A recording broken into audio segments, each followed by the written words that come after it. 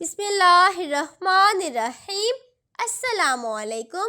New کنز اردو برائے جماعت prep 5 سال کے بچوں کے لیے، صفحہ نمبر 12۔ پیارے بچوں،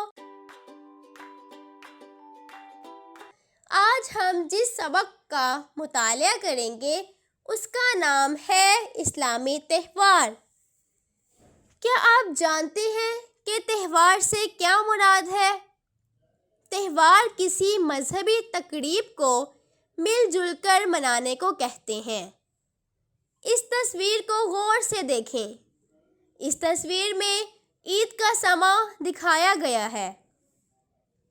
عید کے دن نماز عید ادا کرنے کے بعد مسلمان ایک دوسرے سے گلے مل کر عید مبارک کہتے ہیں۔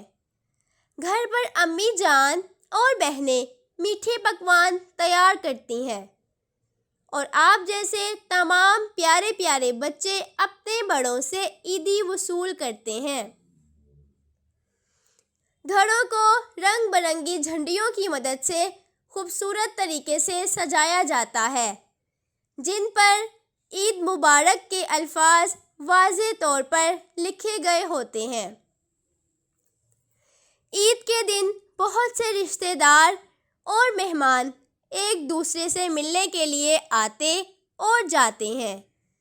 مٹھائیاں تقسیم کی جاتی ہیں اور عید کی خوشیوں میں سب کو شریک کیا جاتا ہے۔ کیا آپ جانتے ہیں کہ بڑی عید کو کیا کہتے ہیں؟ جی ہاں، بالکل ٹھیک۔ بڑی عید کو عید الاضحیٰ یا عید قربان کہا جاتا ہے۔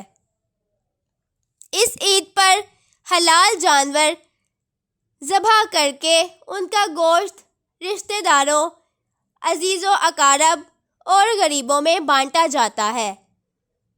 چھوٹی عید کو عید الفطر یا میٹھی عید کہا جاتا ہے۔ محترم اساتذہ کرام اور والدین، بچوں کو تہوار کی تعریف بتائیں۔ بچوں کو تمام اسلامی تہواروں کے نام بتائیں۔ انہیں اسلامی تہواروں کو منانے کے آداب اور ان کی معاشرتی اور مذہبی اہمیت سے آگاہ کریں۔ بالخصوص عیدین کے توسط سے بچوں میں احساس ہمدردی اور اظہار قربانی کے جذبات اجاگر کرنے کی کوشش کریں۔ بچوں کو عیدی کا صحیح مصرف بتائیں اور مفصل انداز میں تہواروں کی سماجی اہمیت کو بیان کرتے ہوئے بتائیں کہ تہوار لوگوں کو ایک دوسرے کی اقدار کا احترام کرنے کا موقع فراہم کرتے ہیں۔ بچوں سے فرداً پوچھیں کہ وہ عید کا تہوار کس انداز سے مناتے ہیں۔